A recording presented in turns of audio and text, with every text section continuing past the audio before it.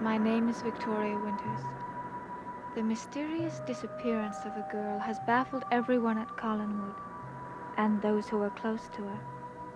The girl, seemingly dead, has left no traces.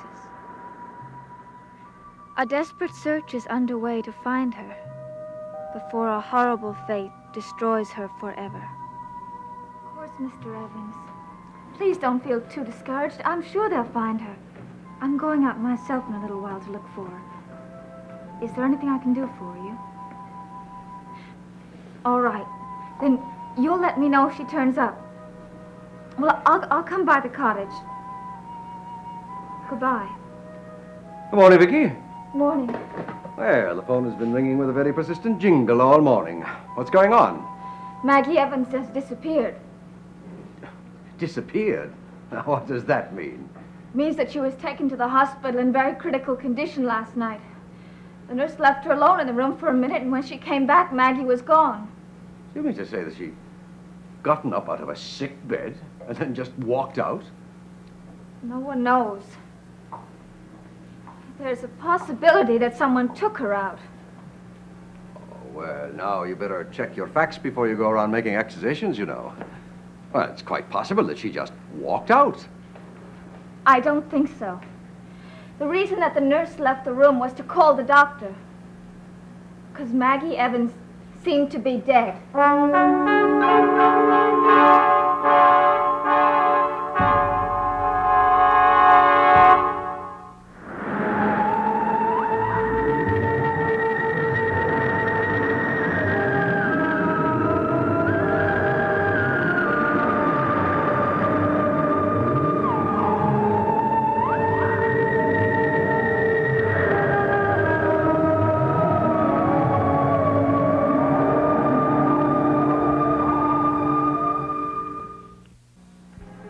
Dead?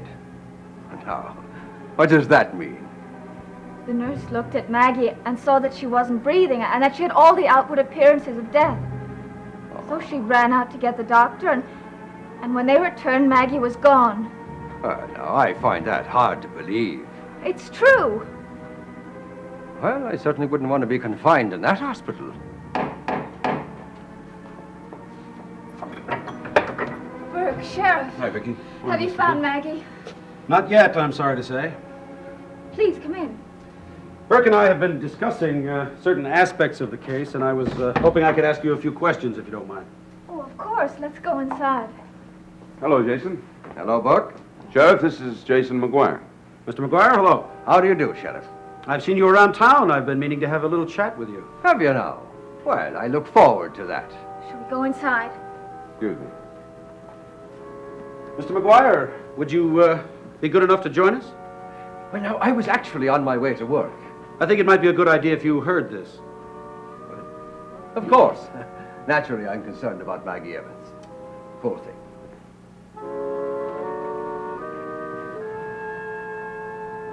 Please sit down. Thank you. You look very tired, Burke. Yeah, we searched all night. I've only had about 2 hours sleep. Burke and I ran into each other this morning. We had breakfast together and discussed the case. Have you any idea where she could be? No, my men have combed the area. We've looked everywhere. So far, there's not a single clue. She either got out of that bed or was taken out with great speed because she was left alone for less than a minute. I understand that her window was open. Yes, and that's one of the most discouraging aspects of this case. Naturally, we thought there would be a trail leading from that window, so we got the bloodhounds to come over. And, well, they sniffed and sniffed, but they couldn't seem to pick up any scent at all. They just ran in circles. One of the men who was handling the dog said he'd never seen them act quite like that before. Some of them were even shaking, as though they were afraid of something. Well, I've called the county and state police. They're going to help us. We are going to find her, but meanwhile, I've still got to continue investigating the possibility that some person or persons unknown had something to do with her disappearance. I told the sheriff about the phone call telling that Maggie was out at the cemetery. Yes, I understand you couldn't recognize the voice. it was muffled. Well, maybe that's a very good indication that the voice belonged to someone that you knew. Someone who couldn't risk being identified by you. What did the person say? He said that Maggie was in the cemetery and to hurry. I had the feeling, though, that he did want to say something more, but he hung up. Were there any other unusual occurrences either before or after the phone call? Well, we left for the cemetery immediately after the phone call. I can't think of anything unusual that happened before. Did you have any conversations at all with anyone before it? Yes, I did. Willie Loomis came by the cottage. Oh, yes, Burke told me. Well, was his behavior unusual in any way? Well, he's always a little bit odd. He came by with a message from Mr. Evans. And when I told him that Maggie had disappeared, he did become very disturbed. Tell me, how long after Loomis left did you get the call? About 10 minutes. Now, think carefully, Vicky. Could the voice on that phone have possibly been that of Willie Loomis? I couldn't say, one way or the other. I see. I think it just may be time to have a little heart-to-heart with Willie Loomis.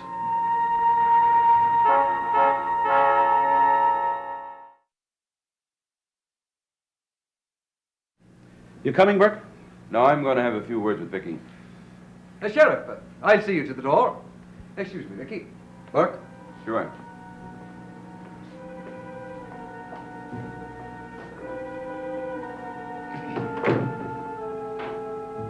Sheriff, I realize this is a very unusual and serious case. But do you think you really should be going around accusing a man like Willie Loomis? There's a difference between accusing and questioning, Mr. McGuire. Yes, well then, since you don't know him, perhaps I should tell you that he's the kind of a man that's very easily misunderstood. Well, I'm afraid I'll have to be the judge of that. He's been involved in several incidents in town. Were they also misunderstandings? Most of them, I'm sure. You brought him to town, didn't you? Yes, well, we just happened to be traveling together. He has a police record. Yes.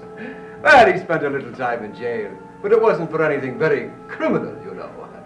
It was, a misunderstanding. That's it. Exactly.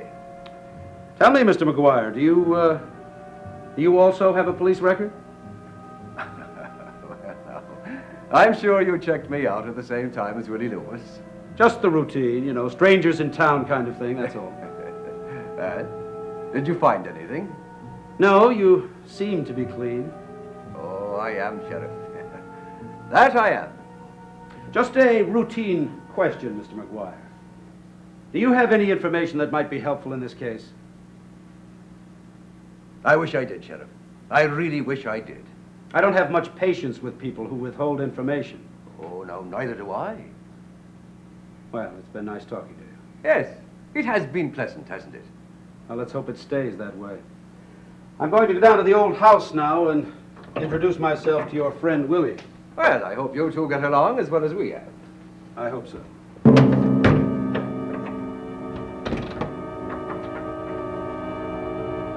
Where could she be? We'll find her, Vicky. I don't think it's going to be as simple as just searching for her. What do you mean? Well, everything that's happened to Maggie lately has been unusual and strange. There's one thing that disturbs me more than anything else. What's that? It's what the nurse said. That Maggie was dead. Vicky, don't jump to conclusions. I'm going to go talk to that doctor right now. You want to come along? Yes, I would like that. He can clear it up for us.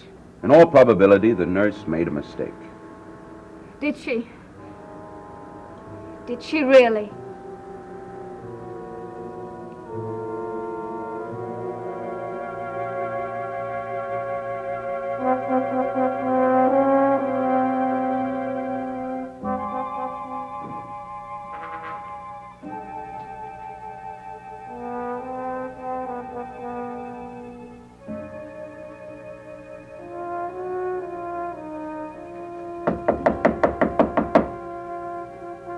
Hello?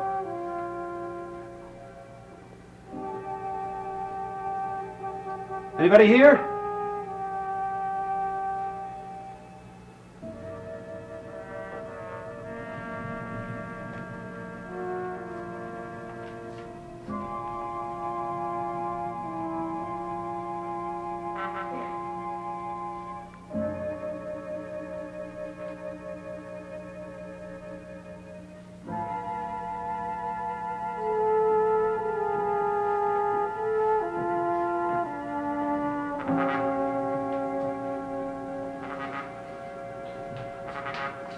Loomis?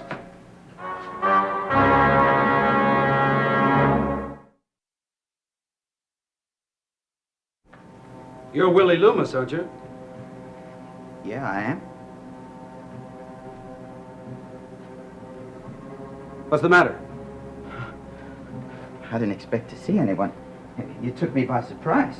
Well, I knocked. The door was open. No one answered. Is Mr. Collins here? No, he isn't. When do you expect him back? Tonight sometime. I say, well, actually, it was you that I wanted to talk to. Me? Well, what about? I'm investigating the disappearance of Maggie Evans. You know her, don't you? I know her. Can you account for your time between 9 o'clock last night and 6 a.m. this morning? Yes, sir. I was in Bangor. All night? Yes, sir. Got back this morning. Is there anyone who can testify to that? Well, yes, sir. Mr. Collins can. Is that all? No, it isn't. This is the second time that Miss Evans has disappeared. I want to ask you a few questions about the first occurrence. Well, I can tell you right now. I don't know anything about it, sir. Were you anywhere near the cemetery on Eagle Hill? No? That night you went over to the Evans house. You had a conversation with Miss Winters in which she told you that Miss Evans was missing. Yeah, that's right. Yes, and she said that you seemed very disturbed when she told you that. Well, yeah. I mean, you know, I was worried about her. I mean, she's a nice girl, and I hope she was all right. What did you do when you left the Evans house? Well, I came back up here. Now, Mr. Evans will tell you that. Did you make any phone calls? There's no phone here. I asked you if you made any phone calls at all. No. You didn't call the Evans house again and have another conversation with Miss Winters? No? You didn't tell her that Miss Evans was in the cemetery? Did she tell you I did? I'm asking you.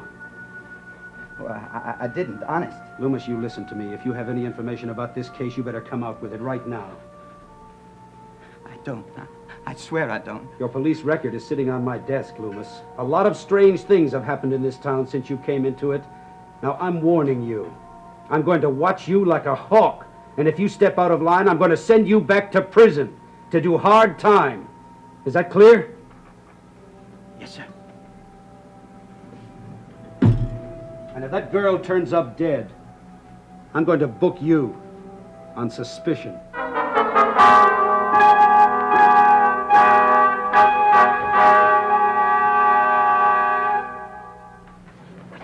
The nurse say that Maggie was dead? Because the poor girl, after cursory examination, appeared to be dead, Vicky. From your own examination, before that, what was her condition? Well, the last time I examined her, she did seem to be putting up a fight. You gotta remember, though, that she was perilously close to death several times before.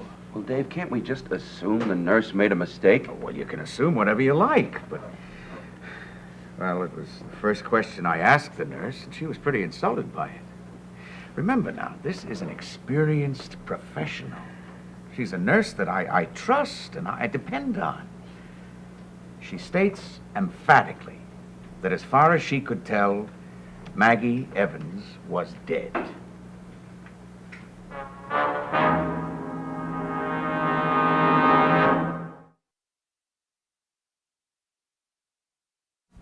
Doctor, if Maggie Evans was dead, that means someone took her body. I think that's unlikely. So do I. Well, then what do you believe? Well, Vicky, at my most optimistic, I can hope that the nurse was wrong.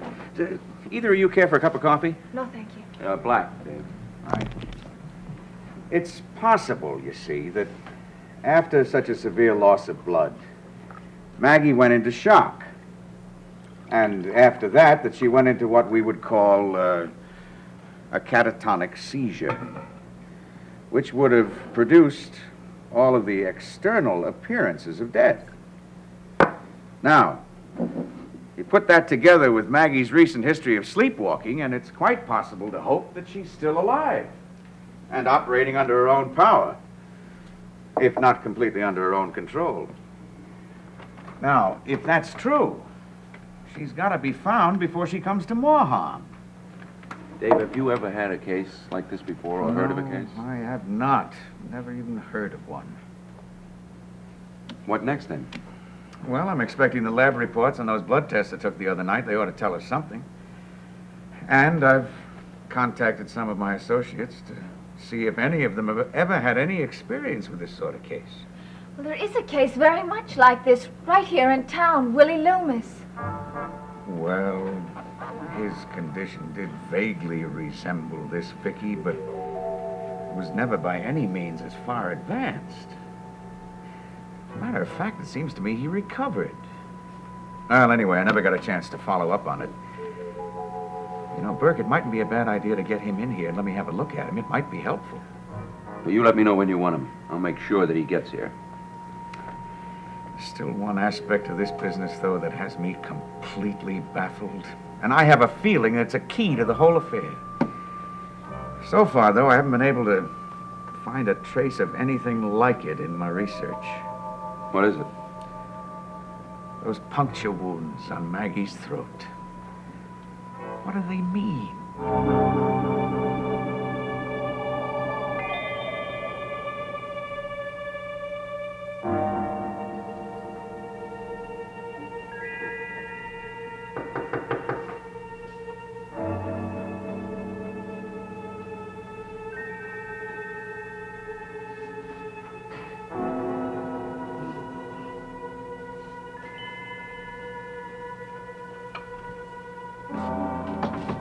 Jason. Well, you remember me, huh? I want to have a little chat with you, Willie. Well, I can't. What do you mean you can't? I'm busy. I got a lot of things to do. Are you closing the door on me, Willie? I can't talk to you now. I can't. What are you trying to pull? I'm just busy, that's all. Well, I'm going to have a few words with you, Willie, whether you want them or not. Where's his nibs? He'll be here any time now. All right, then. I'll make this fast.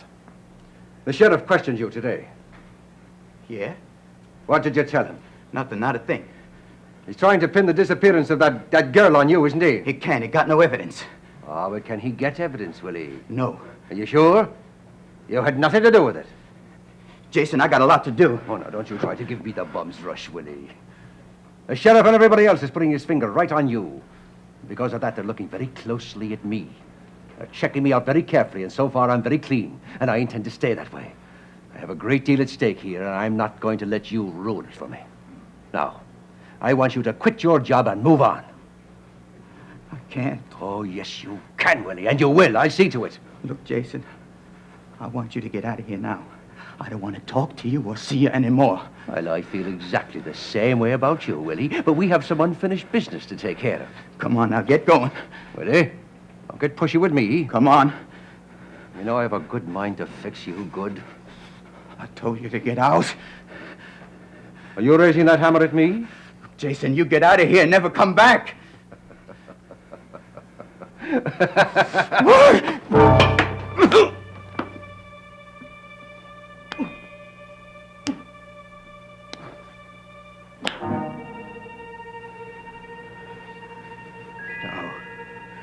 That's just a start, Willie. Just a sample of what you're going to get if you don't clear out of here. Now, you're going to do exactly as I tell you. Because if you don't, I'm prepared to go all the way, Willie. I'll go all the way, my boy. And you know that I will.